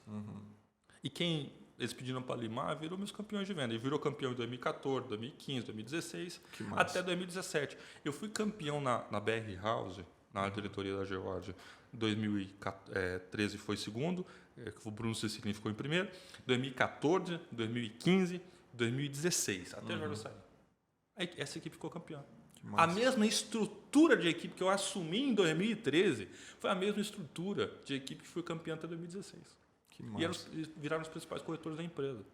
Gente que poderia ser descartada. Mas se servir, para mim, é combustível, se o transformacional, para mim, é o essencial, que me motiva, então por que não fazê-lo? E foi a minha principal aposta. Fazer isso. E deu certo. E é engraçado, porque aí eu sempre fui de métrica, de acompanhar desempenho individual de corretor, de fazer o check-out do resultado, de fazer esse feedback formal com cada um, de mandar a produtividade diária para corretor. Eu sempre fui muito chato com essas coisas. Mas, por mais que o pessoal fale, putz, o Eduardo é chato pra caramba, né? Ao mesmo tempo, todo mundo reconhecia que esse chato fazia o negócio virar, dar certo, que ajudava, que no dia a dia tornava-os mais produtivos. E foi o que aconteceu. E é engraçado dizer isso, porque gente que trabalhou comigo abriu imobiliária, hoje tem imobiliária, hoje estão aí, sabe, rompendo, cada um no seu nicho, cada um no seu negócio, no seu campo de atuação, mas todos eles muito bem. Pô, isso para mim é maravilhoso, cara. Olha para isso e fala, putz, bicho, fez sentido pra caramba. De alguma maneira você escalou outras pessoas. Né? Isso é top demais. Exatamente. Sabe o ponto da virada para mim, lá na Brookfield? Na época os meninos eram muito desacreditados e tudo, e teve uma campanha promocional do Parque Amazônia. Alguns apartamentos remanescentes, Amazon, Vivaz, Ilha das Flores e tal. E aí, beleza. Eu fui trabalhar, falei, cara, vamos apostar no Parque Amazônia, setorizar uma atuação ali, abrir umas 3, 4 tendas na região, comércio e tal. Viramos referência ali. E quando chegou essas unidades liberaram, eu dormi na fila junto com os meninos. Vamos dormir na fila. Foi lá, alguns gostavam de tomar uma cerveja. Fizemos um churrasco na frente do stand. Os meninos ficaram ali, a gente ficou acordado, outros dormiram no carro, e a equipe ficou toda ali. Aquilo foi o meu ponto de virada. Eu junto com eles. Falei, pô, o cara tá aqui comigo. Nossa. Esse cara tá aqui comigo. Tá aqui na ponta. O cara deu a mão mesmo. Deu a mão. E quando liberou 24 unidades, eu fiquei com 23. Fiquei com 23 unidades que foram liberadas. Nossa. A equipe que chegou lá às 5, 6 horas da manhã, pensando que ia encontrar a unidade, não encontrou.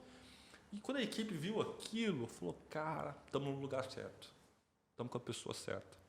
E estar com as pessoas certas, a densidade de talento, de competência, de pessoas, é importante demais para uma equipe ser construtiva, produtiva.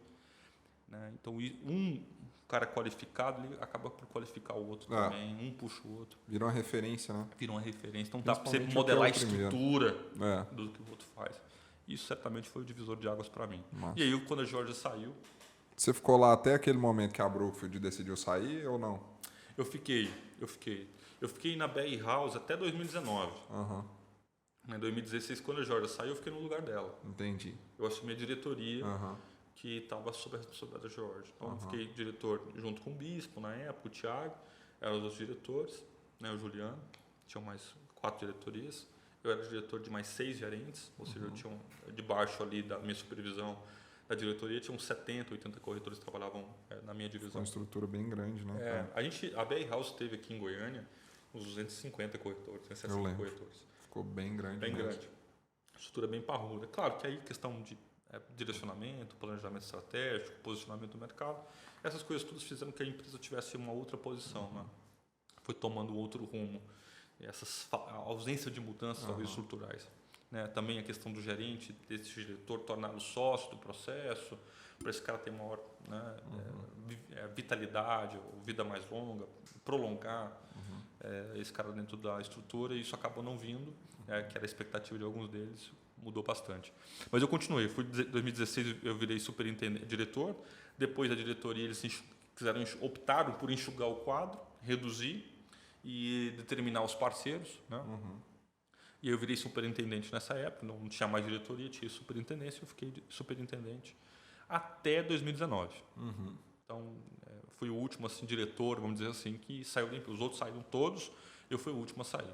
Eu fiquei mais tempo, primeiro porque o Leandro é um cara excepcional, maravilhoso, gosto demais dele, meu amigo, foi padrinho do meu casamento.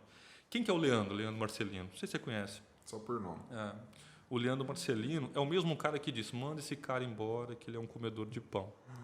Tá brincando, cara? Que loucura, hein? E eu fui diretor da equipe dele, né? Ele era o diretor executivo, eu era diretor comercial, e fiquei até 2019 com ele. Né? E justamente porque gostava pra caramba dele.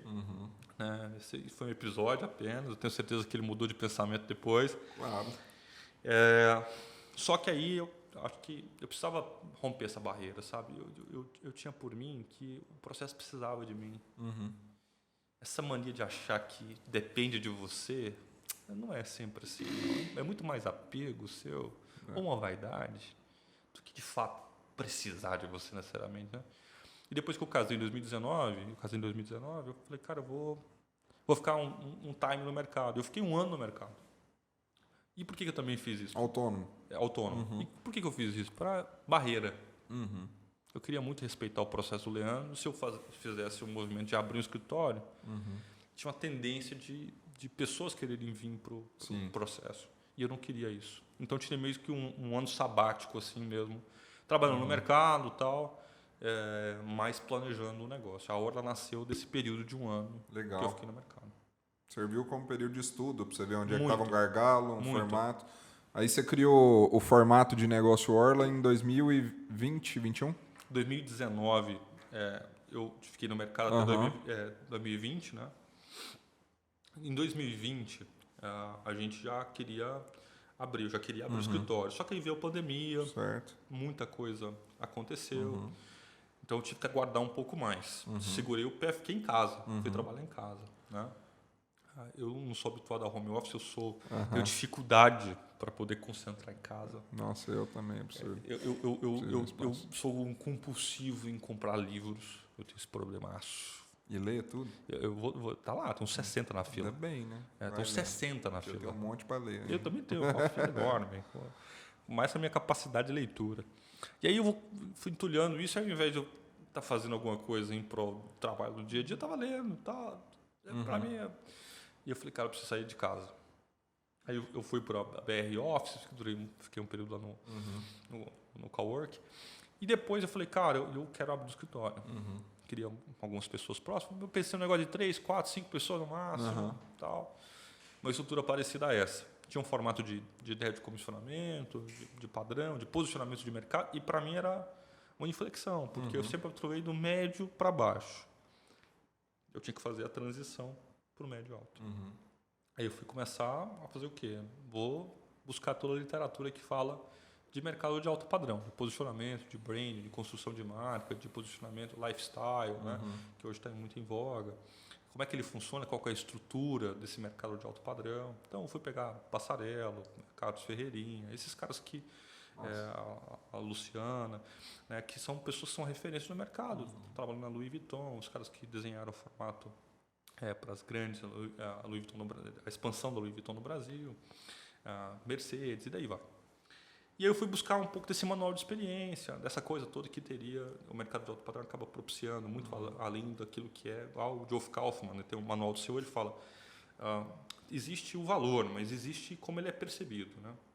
Ou seja, tem um valor, mas como ele é percebido, como ele é notado, como é que o Lucas é notado, o Eduardo é notado. Qual que é o valor percebido disso? Como é que eu estou conseguindo transformar isso para o cliente, para o consumidor final, ou para os meus concorrentes, para os meus parceiros? Tá? Como é que eu me posiciono? E aí eu fui entender como é que era isso um pouco. Né? E eu descobri um negócio, Lucas, que a linguagem é tudo. Né? Parece simples, eu estou simplificando. Mas a linguagem é poder, cara. O mercado de alto padrão, você precisa dominar a linguagem. Poder. Isso é poderoso. Dominar as palavras. Parece doideira que eu estou falando, né? Mas é a verdade. Se você domina muito bem isso, se você controla muito bem, você consegue tornar a percepção, aquilo que talvez para muitos passa inalteradamente, não percebido ou impercebido, não sei se essa palavra é o termo, mas quando você domina o escopo da linguagem, você pode falar para esse copo, então tem uns componentes táticos no copo, tácitos no copo, a percepção dele, as ondas, o formato, por que foi criado dessa forma, a maneira de se pegar, a leitura que você faz no mesmo produto, torna aquilo que você está fazendo muito mais convincente, torna aquilo que você está fazendo algo muito mais precioso e posiciona você e aquilo que você está fazendo. Então, o posicionamento está muitas vezes em ocupar um espaço de vácuo na linguagem que o mercado não utiliza. Massa. E eu falei, cara, é verdade. Eu vou começar a fazer isso. E eu fiz 20% do que eu preciso fazer ainda. Tem 80% para eu fazer, não fiz nada. Não fiz nada ainda. Mas tem 80% para me fazer. Vocês têm uma equipe lá de quantas pessoas hoje? Hoje eu estou com 12. 12 corretores? Mas eu quero chegar em 20. Mas não tenho pressa de contratar. Na mesma estrutura ainda? Na mesma estrutura. Tá. E possivelmente não terei uma estrutura maior do que 20 corretores. Se a gente tiver uma nova unidade, e a gente quer ter uma nova unidade, não é para agora. Eu quero errar tudo que eu posso errar agora. Depois replica os acertos. Tudo que eu posso errar. Então, Legal. vou testar, não funciona. Beleza, trocamos. Então, é um risco calculado. Tô dentro do barco, irmão. E esse remo funciona? E o mercado é eterno, né, cara? Então não precisa ter pressa de crescer, não. Esse remo funciona? Não funciona. Tem um pica-pau dentro do navio. Vamos tirar esse pica-pau daí, velho. Porque está estragando a viagem. Então, nesse momento, a gente vai testando o que funciona, o que não funciona, o formato, as pessoas. Por exemplo, meu processo seletivo, antes era um processo comigo, com a George, agora eu tenho um processo comigo, com a George. Então, 3 escalas de processo. Legal. Né? Por quê? Porque eu quero ter um turnover muito baixo, porque senão você não consegue criar cultura. Isso. Se você derrama a sua cultura todo dia no salão, sai um, sai o outro, ele carrega a parte de você para todo lugar que ele vai, e você não consegue, você fica vulnerável. E é o momento mais delicado, é o de entrada. Entende? Quem está entrando. Esse momento é delicadíssimo. E aí você erra nisso porque você quer fazer... Não sei como qualquer outra empresa faz, se você fazer funil com gente. Porque o que acontece no mercado é isso. Você coloca gente, vai vendendo para os parentes, aí a venda parental. Parente, amigo e tal. Aí depois... Acaba. Tudo bem, esse cara vai embora. Porque o ciclo é pequeno demais, eu quero prolongar o ciclo. Como é que eu prolongo o ciclo? Remunerando melhor. Talvez não tenha maior remuneração, mas eu estou entre as empresas que têm maior remuneração. Top. Então, isso é uma forma de também blindar. Porque tem gente que pensa no dinheiro. Aí tem gente que pensa na qualidade organizacional, pensa no grupo. Tem várias pessoas. Mas eu preciso remunerar bem. Então, é a premissa do negócio. Ou seja, eu preciso naturalmente valorizar as pessoas que trabalham comigo. Financeiramente. Percepção real de valorização. No financeiro, mudança na vida da pessoa. Vai colocar o filho dele para estudar aqui na Maple Beer. Colocar o filho dele para estudar na Marista. Ou seja, vai mudar a vida dele. E eu quero ser um instrumento disso. Nossa. É o meu envelope. Então, eu preciso ser um instrumento disso. Acabou. É isso que eu acredito. Entendeu? O resto é bobagem, é balela. O resto é só eu. Eu não quero ser só o que eu quero. Eu vou chegar lá como consequência. Eu sou a consequência disso dar certo. Eu quero ser a consequência disso dar certo. Se eu não der certo, significa que eu não consegui, então, estabelecer as premissas, valorizar muito bem as premissas, fazer com que as pessoas percebessem isso e valorizassem também. Então, eu não posso culpar ninguém. Não tem que olhar para mim. Então, primeiro, eu preciso ter boas pessoas trabalhando no meu processo. Ah, Eduardo, todas as pessoas estão no mercado imobiliário? Não. Eu fiz várias apostas. Teste, acerto e erro. Gente que era do outro mercado, gente que veio do mercado financeiro, gente que era do marketing, gente que veio era arquiteto, gente que era paisagista, vários outros mercados. Mas tem uma questão. A linguagem, perspicaz, inteligente, pega rápido, bem articulado, fala bem, tem um bom posicionamento pessoal, está em linha aquilo que ele aparece na mídia, aquilo que ele é. Ele não é uma falácia, ele não é uma figura retórica, ele não é um holograma, ele é real. Certo. Você vende a verdade, cara. É. Porque se alguém descobrir que aquilo que você falava era mentira, tão logo aquilo que você fez, não adianta nada. E é só uma vez, né? É só uma vez, amigo. Aí acabou. Acabou. E aí você vai ter um detrator, não um promotor. É. Adam Grant fala isso. É. Aí você vai ter um cara que vai falar, putz, mentira, puta que o pariu. Não, eu não quero isso não. Eu quero a verdade acima de qualquer coisa. Não precisa ser real. Então, o que eu sou lá como pastor, como empresário, como empreendedor, como pai, é a mesma coisa.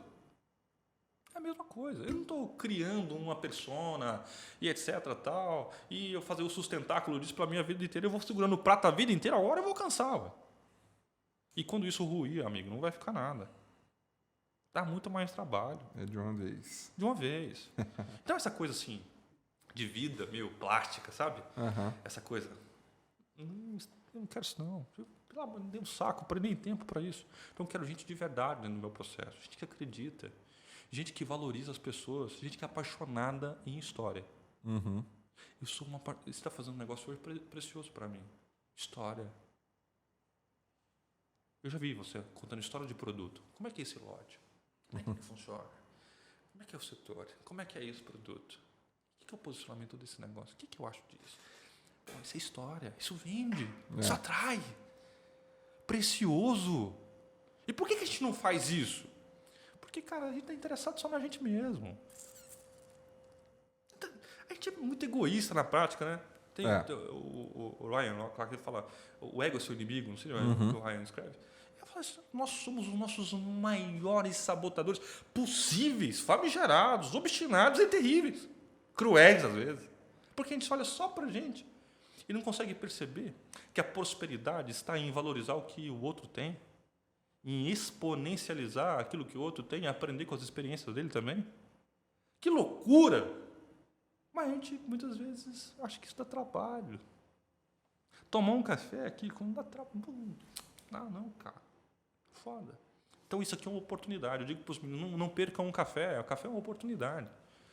Oportunidade de conhecer pessoas, se relacionar.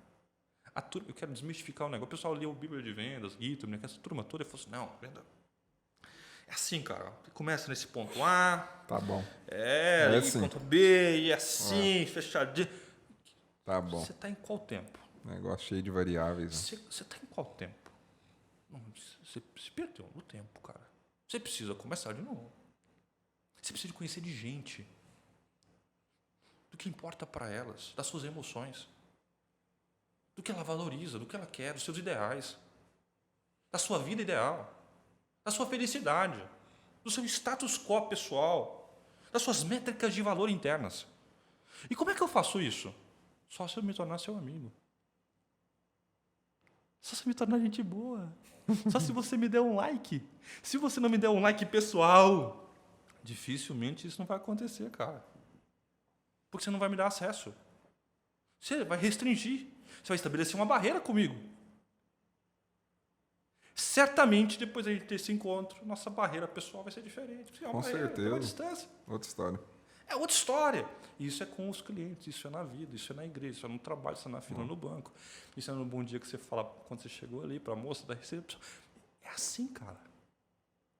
E a gente começa a complicar o... Não, tem as perguntas que são assim.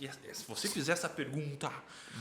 Matadora, tem que ser assim, essa pergunta a matadora. Bala de prata. A bala de prata agora. Vamos derrubar esse lobisomem. Tal. Não é. E às vezes os grandes negócios, eles se dão naturalmente. Eles se dão naturalmente. Porque no final das contas, ele pergunta, Lucas, você acha que é interessante? Você acha que faz sentido? Me entendendo como você entende. Me conhecendo como agora você me conhece. Você indicaria?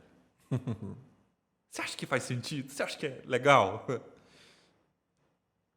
De repente, no final da história, é assim que acontece. E pode ser completamente diferente. Pode ser você mostrando para ele com fatos, com dados, não opinião apenas, o que faz sentido ou não. Pode ser um nível pragmático. Mas vindo é emocional, irmão. É. Nós somos seres relacionais e emocionais. E o que eu tento imprimir lá na hora é isso. É difícil? Nossa, é claro que é, irmão. Uma quebra de cultura muito grande, né, Claro cara? que É outro caminho totalmente diferente. Claro que é difícil demais. Você está lidando com uma barreira pessoal, emocional, de ensino, de cultura. Muita coisa diferente. Mas muito top, eu sou adepto. Quero ir lá conhecer por causa disso. Sou bem adepto dessa cultura. Inclusive no gancho do café, cara, caminhando para finalizar, eu sou adepto do café por conta da conexão. Top. O café, para mim, tem uma frase que eu sempre falo, que é café se fecha um negócio, que é o quê, cara? Sentar de maneira informal, tomar um café, conectar, isso leva a alguma coisa, sempre, inevitavelmente, sempre leva. E o nome Café Cast veio disso, né, cara? É meu hobby, é informal, é conexão e tudo mais. E aí eu sempre pergunto assim, velho, se o Eduardo pudesse tomar um café, escolher uma pessoa, qualquer pessoa, que já passou pela Terra, para tomar um café de 1 hora, para conectar com ela, para aprender com ela, quem que seria e por quê? Bem, se eu pudesse tomar um café, eu tomaria um café com Jesus, mano. Eu sentaria na mesa com ele. Você sabia que eu ia responder isso? Eu esperava. E eu sentaria com ele dizendo, Senhor... E ele tá disparado na frente, tá? Que todo mundo dispara. Eu queria sentar com ele. Eu queria falar, Senhor, eu não estou aqui para perguntar. Eu estou aqui para ouvir. Eu não vou vir com a lista cheia de perguntas. Eu vou vir com um papel branco dizendo, Senhor, o que o Senhor tem para falar sobre a vida? O que o Senhor tem que falar para mim? Quero te ouvir hoje. Eu falar isso, cara, com certeza. E pena que seria só 1 hora. Deve ser um café bom pra caramba, cara. É verdade. Cara, muito massa. Dava pra gente ficar aqui mais 3, 4, 5 horas. Você fala super bem, né, velho? Você expõe muito bem o que você pensa. Então isso é muito legal. Quero agradecer demais. Bate na mãozinha aí de novo. Tamo junto. Onde que a galera te acha aí na internet? No Instagram, Eduardo Mendes, Eduardo com 2 Ds e Mendes com 2 Ds também. Massa. Eduardo Mendes, vai me achar também no Facebook, no Instagram, no LinkedIn também. Legal. É o mesmo nome que está lá nas plataformas, no TikTok também. Comecei agora no TikTok, me aventurar no TikTok. Tem que fazer, importante. Tem também no Twitter, mas reservo mais para posicionamento político, então às vezes Ixi, você pode ficar bravo comigo. Tô bravo lá no Twitter, viu? Nossa, é bom também. É o lugar que você pode ficar bravo comigo e no Getter também você pode me encontrar. Pô, legal. Vai estar embaixo os links. Você que quer conectar com o Eduardo, clique aí, vá lá, curta, siga, esteja conectado com ele. Você que quer conhecer o formato de trabalho da Orla, que realmente é diferente, vai lá falar com ele também. Chama ele aí. Agradecer de novo a Tri Advisors, Veros, Boutique Imobiliária. Agradecer a Lauren, que é parceira e produz o podcast. Agradecer o Patrick, que é produtor do podcast. A Amanda, que está sempre dando suporte aí. Tamo junto, toda terça-feira, 15 horas, tem episódio novo do Café Cast no YouTube, no Spotify. Siga aí as plataformas, tá aí embaixo. Tamo junto, até o próximo. Show!